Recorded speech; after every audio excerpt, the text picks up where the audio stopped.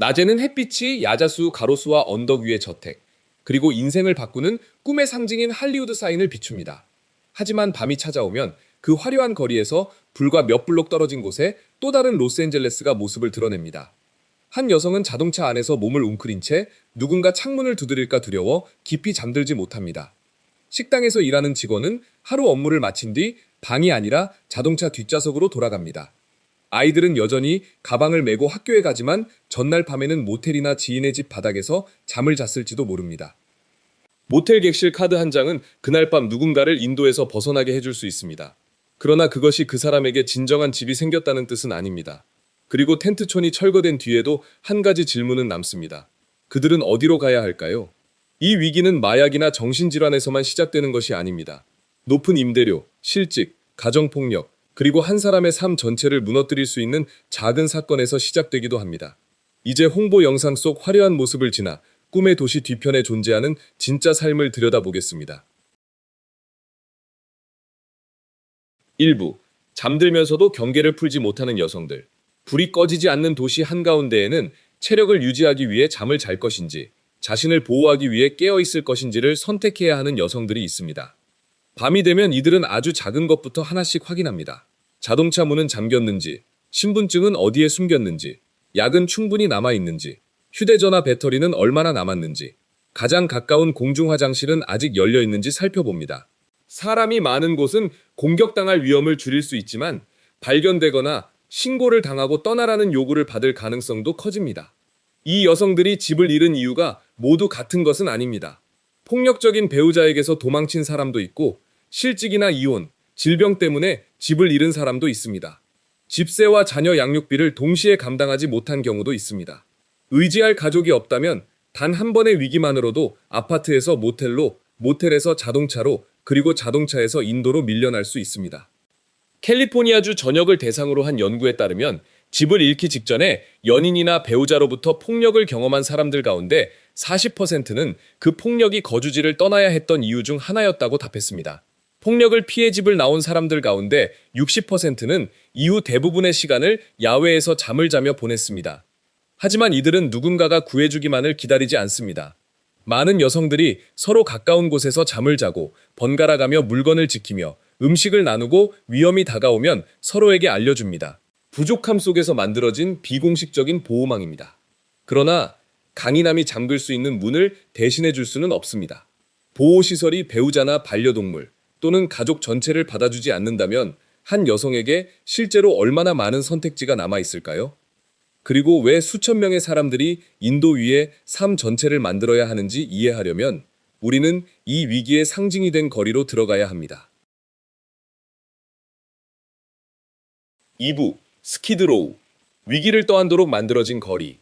로스앤젤레스 도심의 사무실 건물과 예술지구에서 불과 몇 블록 떨어진 곳에는 텐트, 저가 호텔, 구급차, 자선단체가 같은 거리에 함께 존재하는 지역이 있습니다. 스키드로우의 아침은 도로 청소 차량의 소리, 인도 위를 굴러가는 카트 바퀴 소리, 따뜻한 한 끼를 기다리는 사람들의 줄과 함께 시작됩니다. 스키드로우는 노숙인들이 스스로 이곳으로 몰려왔기 때문에 생긴 곳만은 아닙니다. 수십 년 동안 저렴한 숙박시설, 구호기관, 사회복지 서비스가 이 지역에 집중되었습니다. 과거시 당국은 이른바 봉쇄 또는 격리 방식의 정책을 적용해 빈곤, 중독, 노숙 문제를 로스앤젤레스 전역이 함께 해결하기보다 특정 지역 안에 머물게 하려 했습니다. 하지만 스키드로우에 혼란만 존재하는 것은 아닙니다. 이곳에는 오랫동안 살아온 주민, 예술가, 활동가, 소규모 상점 주인들이 있으며 역설적인 점은 지원 서비스가 가장 많이 모여 있는 곳이 오히려 사람들이 가장 벗어나기 어려운 장소가 될 수 있다는 것입니다. 그리고 스키드로우가 로스앤젤레스 전체를 의미하는 것도 아닙니다. 텐트는 고가도로 아래, 해변 근처, 계곡 지역, 심지어 부유해 보이는 주거지 바로 옆에도 나타납니다. 그러나 집을 잃은 모든 사람이 텐트에서 생활하는 것은 아닙니다. 여전히 유니폼을 입고 매일 아침 출근한 뒤 저녁이면 주소가 없는 장소로 돌아가는 사람들도 있습니다. 3부, 일을 하고도 집이 없는 사람들. 누군가는 하루 종일 식당에서 음식을 나르고 호텔 객실을 청소하거나 노인을 돌봅니다. 하지만 밤이 되면 자신이 방금 청소한 바로 그 방조차 빌릴 돈이 없습니다. 이것이 로스앤젤레스에서 일을 하면서도 노숙 상태에 놓여 있는 일부 사람들의 현실입니다. 이들은 운전기사, 식당 직원, 계절 노동자 또는 가정 방문 돌봄 노동자일 수 있습니다. 아침에는 유니폼을 입고 출근 기록을 남기며 아무 일도 없는 사람처럼 보이기 위해 노력합니다. 그러나 근무가 끝난 뒤 돌아가는 곳은 자동차, 하루 단위로 비용을 내는 모텔방, 혹은 지인의 소파일 수 있습니다. 집을 잃는 과정은 처음부터 인도 위에서 시작되는 경우가 드뭅니다. 보통은 단계적으로 진행됩니다. 집세 납부가 늦어지고 부족한 돈을 메우기 위해 빚을 내고 몇 주 동안 지인의 집에서 지낸 뒤 모텔로 옮깁니다. 그리고 돈이 줄어들면 자동차 안에서 살게 됩니다. 결국 텐트를 쳐야 하는 순간이 왔을 때 많은 사람은 이미 저축한 돈을 거의 모두 잃은 상태입니다. 높은 임대료는 문제의 한 부분일 뿐입니다. 다시 집을 구하려면 보증금이 필요하고 신용기록이 일정 수준 이상이어야 하며 강제 퇴거 기록도 없어야 합니다. 벌금 한 번, 의료비 청구서 한 장, 자동차 고장 또는 몇 주간의 근무 시간 단축만으로도 여유가 전혀 없는 가게가 무너질 수 있습니다. 캘리포니아 전역의 연구들은 노숙 상태가 대개 한 가지 원인에서만 생기는 것이 아니라 낮은 소득, 높은 주거비, 개인적인 위기, 그리고 옮겨갈 곳이 없다는 현실이 복합적으로 작용한 결과라고 보여줍니다. 때로 가장 힘든 일은 이 모든 사실을 직장 동료와 고객, 자녀가 다니는 학교에 숨겨야 한다는 것입니다. 이들은 매일 일을 하지만 한 달을 버틸 수 있는 안정조차 사지 못합니다. 그리고 방 한 칸의 가격이 너무 높아지면 많은 사람은 마지막으로 문을 잠글 수 있는 재산에 의지하게 됩니다. 4부. 4개의 바퀴가 달린 마지막 집. 대부분의 미국인에게 자동차는 이동수단입니다. 하지만 로스앤젤레스의 일부 주민들에게 자동차는 침실이자 창고이고 탈의실이며 마지막으로 몸을 보호할 수 있는 벽이기도 합니다. 밤이 되면 이들은 쉬기에 충분히 조용하지만 범죄의 표적이 될 만큼 외진 곳은 아닌 거리를 찾기 시작합니다. 창문은 수건이나 판지로 가립니다. 불은 일찍 꺼야 합니다. 그리고 동네 사람들이 잠에서 깨기 전에 의심스러운 시선과 신고, 주차 위반 딱지를 피하기 위해 다시 차를 움직여야 합니다. 자동차에서 생활하는 모든 사람이 직장을 잃은 것은 아닙니다. 많은 이들이 매일 출근하고 체육관에서 샤워를 하며 무인 세탁소에서 옷을 빨고 평범한 모습으로 보이기 위해 노력합니다.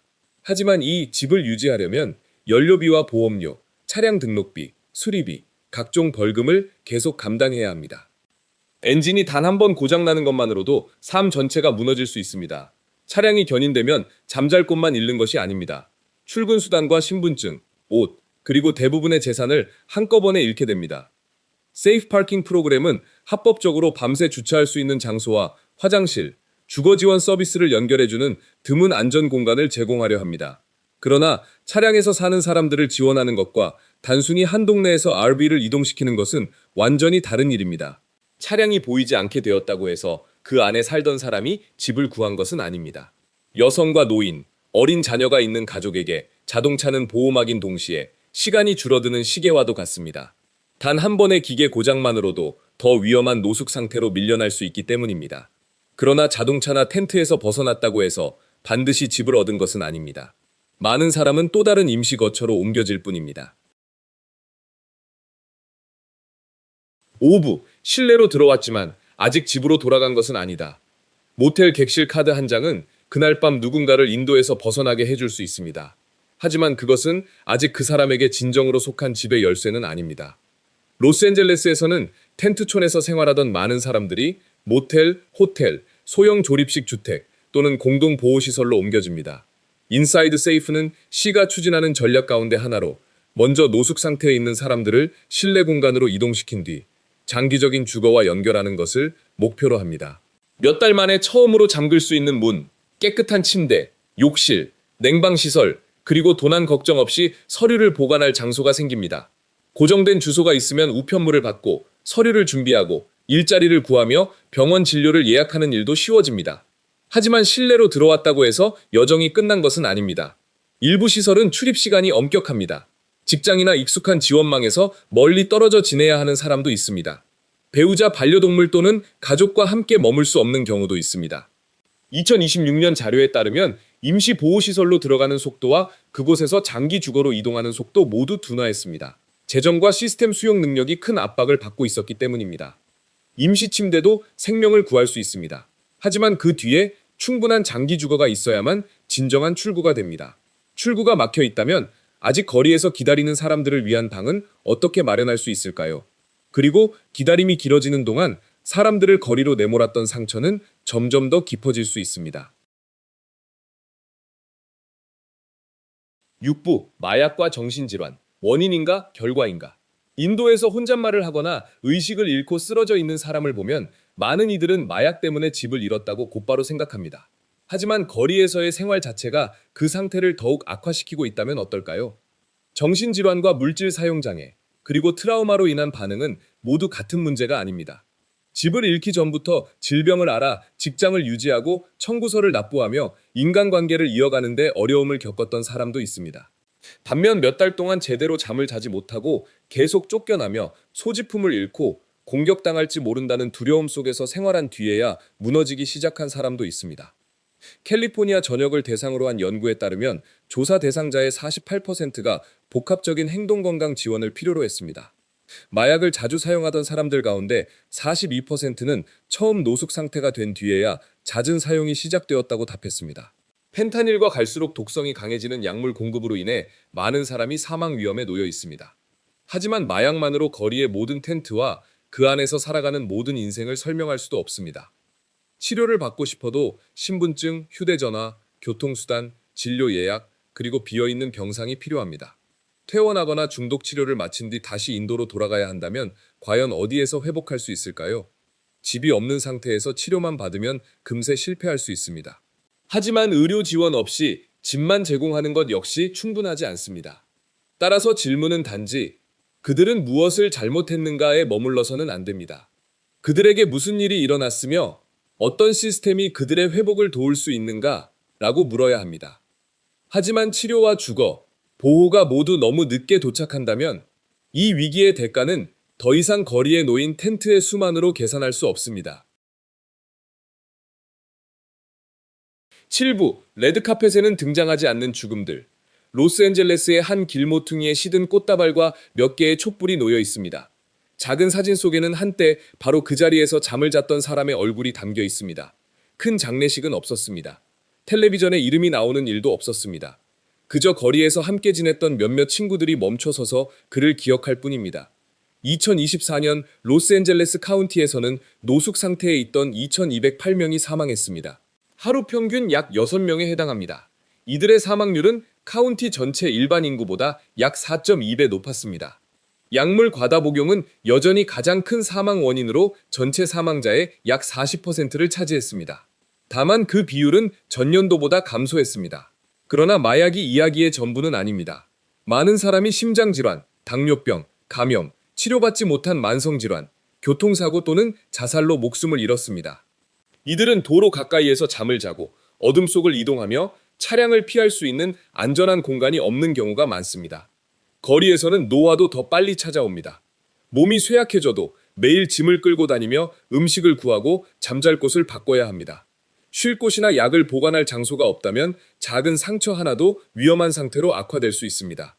거리 의료진과 지역 공동체 단체들은 지금도 약과 붕대, 의료 서비스를 텐트까지 직접 가져갑니다. 하지만 많은 경우 도움이 도착했을 때는 이미 질병이 너무 심각해진 뒤입니다. 두려운 것은 단지 사람들이 거리에서 죽는다는 사실만이 아닙니다. 주거와 치료, 보호가 더 일찍 제공되었다면 막을 수 있었을지도 모르는 죽음이 많다는 점입니다. 하지만 사망자 숫자 뒤에는 텐트촌 영상에 거의 등장하지 않는 또 다른 집단이 있습니다. 매일 아침 학교에 가는 아이들입니다. 8부 텐트에서 살지 않는 노숙 아동들. 한 아이가 교복을 입고 가방을 맨 채 교실에서 여러분 옆자리에 앉아 있을 수 있습니다. 하지만 전날 밤에는 지인의 집 바닥이나 모텔, 자동차 뒷좌석에서 잠을 잤을지도 모릅니다. 이것은 외부인이 알아차리기 매우 어려운 숨겨진 노숙의 한 형태입니다. 이런 가족들이 반드시 텐트에서 생활하는 것은 아닙니다. 집을 잃은 뒤 다른 사람의 집에 얹혀 살거나 친척집 소파에서 모텔방으로 옮기고 돈이 줄어들면 다시 모텔에서 자동차 안으로 이동할 수 있습니다. 이런 상황에 놓인 아이의 아침은 매우 일찍 시작될 수 있습니다. 가족은 체크아웃 시간 전에 모텔을 나서야 하고 아이가 기존 학교에 계속 다닐 수 있도록 먼 거리를 이동해야 합니다. 교실에서는 잠을 참으며 자신이 어디에서 살고 있는지 친구들에게 숨기고 모든 것이 평소와 다름없는 척합니다. 캘리포니아 교육당국은 주거지가 없는 학생들을 보호시설, 모텔, 다른 가정과의 동거 또는 피난처가 없는 장소 등 잠을 자는 형태에 따라 분류합니다. 2024-2025 학년도에는 이들이 캘리포니아 전체 학생의 약 4%를 차지했습니다. 이는 로스앤젤레스만의 비율은 아니지만 거리 영상에는 거의 나타나지 않는 위기의 규모를 보여줍니다. 라오스의 지원 프로그램은 학생들이 기존 학교에 계속 다닐 권리를 유지하고 통학수단과 필요한 학용품을 지원받도록 도울 수 있습니다. 하지만 많은 부모는 상황이 알려질 경우 차별과 비난을 받거나 가족이 분리될 수 있다고 두려워합니다. 아이들이 잃는 것은 방 한 칸만이 아닙니다. 잠과 집중력, 안전하다는 감각, 그리고 내일도 오늘과 비슷할 것이라는 믿음까지 잃게 됩니다. 장기간 이어지는 불안정은 아이의 미래 전체를 바꿀 수 있습니다. 그리고 한 가족이 집이나 모텔, 자동차에서도 더 이상 지낼 수 없게 되면 공공장소로 나가게 됩니다. 그 순간부터 이들의 삶은 법적인 문제로 취급되기 시작합니다. 9부. 텐트가 사라진 뒤 사람들은 어디로 가는가? 텐트촌은 불과 몇 시간 만에 철거될 수 있습니다. 하지만 인도에서 텐트 하나를 없앴다고 해서 그 안에 살던 사람이 집을 구한 것은 아닙니다. 텐트 철거 작업이 이루어지는 아침은 대개 이동을 요구하는 통지로 시작됩니다. 청소 차량이 도착하고 시 직원들이 차단선을 설치하는 동안 그곳에 살던 사람들은 담요와 약, 서류, 들고 갈 수 있는 모든 소지품을 서둘러 챙깁니다. 현장 지원 직원들이 보호시설을 제한할 수 있지만 가족 전체와 배우자, 반려동물까지 함께 받아줄 수 있는 장소나 충분한 침상이 항상 존재하는 것은 아닙니다. 이곳의 갈등은 현실적입니다. 보행자와 장애인은 통행할 수 있는 인도가 필요합니다. 상점 주인은 안전한 출입구를 원합니다. 지역 주민들은 쓰레기와 화재, 공중보건 문제를 걱정합니다. 하지만 노숙 상태에 있는 사람들에게는 잠을 자거나 재산을 보관할 수 있는 다른 사적인 공간이 거의 없습니다. 2024년 미국 연방 대법원은 공공장소에서의 야영을 일반적으로 금지하는 규정을 집행하는 것이 잔혹하고 이례적인 형벌을 금지한 헌법 조항을 위반하지 않는다고 판단했습니다. 이후 캘리포니아주는 텐트촌 정비를 계속 추진했고 로스앤젤레스는 지정된 일부 장소에서 41.18조를 적용했습니다. 차이는 철거 이후에 무엇이 일어나는가에 달려 있습니다. 한 방식은 사람들을 보호시설로 옮기고 이후에도 사례 관리를 계속합니다. 다른 방식은 단지 몇 블록 떨어진 곳으로 이동하게 만들 뿐입니다. 공공질서는 필요합니다. 하지만 텐트가 사라진 뒤에도 사람이 여전히 살 곳을 찾지 못했다면 도시는 위기를 해결한 것일까요? 아니면 단순히 다른 장소로 옮긴 것일까요? 그리고 모든 텐트 철거와 모텔방, 임시 침대 뒤에는 더 큰 질문이 남습니다. 로스앤젤레스는 지금까지 얼마나 많은 돈을 썼으며 집으로 향하는 길은 왜 여전히 막혀 있는 것일까요? 10부. 수억 달러를 투입해도 출구는 여전히 너무 좁다. 로스앤젤레스는 노숙인들을 위해 돈을 쓰지 않는 도시가 아닙니다. 역설적인 점은 시와 카운티가 막대한 자금을 투자했음에도 도움을 필요로 하는 사람의 수가 제공할 수 있는 주택보다 많은 경우가 여전히 반복된다는 것입니다. 임시보호시설의 침대 하나 뒤에는 시정부, 카운티 정부, 라싸, 보건기관, 민간 계약업체, 비영리 단체로 구성된 거대한 네트워크가 존재합니다. 이 시스템은 다양한 전문 서비스를 제공하지만 책임이 여러 기관으로 분산되기 쉽고 자료를 통합하기 어려우며 도움을 필요로 하는 사람이 여러 창구를 거쳐야 한다는 문제도 있습니다. 2026-2027 회계연도에 로스앤젤레스 카운티는 노숙 대응 시스템에 약 8억 4,300만 달러를 투입하는 계획을 승인했습니다. 여기에는 임시침상 6,185개, 임대료 지원, 장기주거, 거리 현장 지원팀을 위한 예산이 포함되어 있습니다. 높은 토지 가격, 인허가 절차, 건설비, 인력 부족, 그리고 함께 제공해야 하는 의료 지원 때문에 진행 속도는 느려집니다. 가장 큰 병목은 사람들이 임시보호시설로 들어가는 속도가 장기 주거로 이동하는 속도보다 빠르다는 점입니다. 주정부의 예산 삭감으로 인해 2025년에는 주거 지원을 받은 사람이 약 5,100명 줄어들었고 시스템 전체에 적체가 발생했습니다. 그럼에도 2025년 7월부터 2026년 3월까지 4,000명 이상이 장기 주거로 이동했고 약 5,000명이 거리에서 벗어나 임시보호시설로 들어갔습니다. 지속 가능한 해결책은 세 가지 방향을 함께 추진해야 합니다. 사람들이 집을 잃지 않도록 예방하고 부담할 수 있는 가격의 주택을 확대하며 치료와 장기적인 지원을 계속 제공해야 합니다.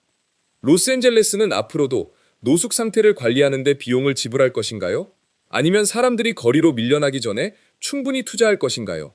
그리고 할리우드의 불빛이 다시 켜질 때 남는 질문은 이 도시에 충분한 부가 있는가가 아닙니다. 로스앤젤레스는 할리우드만으로 이루어진 도시가 아닙니다. 그 화려함 뒤에는 자신을 보호하기 위해 잠들지 못하는 여성들, 직장이 있어도 집세를 감당하지 못하는 노동자들, 그리고 전날 밤 어디에서 잠을 잤는지 숨기려는 아이들이 있습니다. 텐트촌이 도시 전체를 대표하는 것은 아닙니다. 노숙 상태에 놓인 사람들의 사정도 모두 같지 않습니다.